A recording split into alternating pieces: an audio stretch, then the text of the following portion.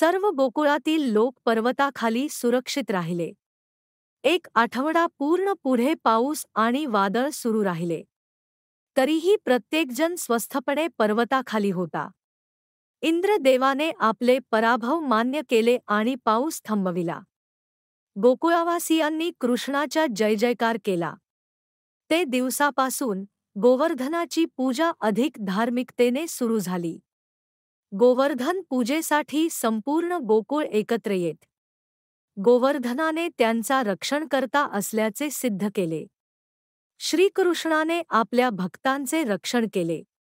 त्यामुळे गोकुळातील लोकांनी त्याच्यावर अधिक विश्वास ठेवला. गोवर्धन पूजा हा गोकुळातील प्रमुख सण बनला.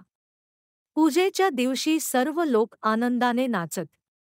विविध पक्वान्नांची रेलचेल होत असे. प्रत्येक कुटुंबाने पूजेला जाता येईल. गोवर्धनाची महती आणि श्रीकृष्णाचे कार्य सर्वांनी मान्य केले. त्यानंतर हा सण सर्वत्र प्रसिद्ध झाला. गोवर्धन पूजा आनंद आणि एकत्वाचे प्रतीक बनली.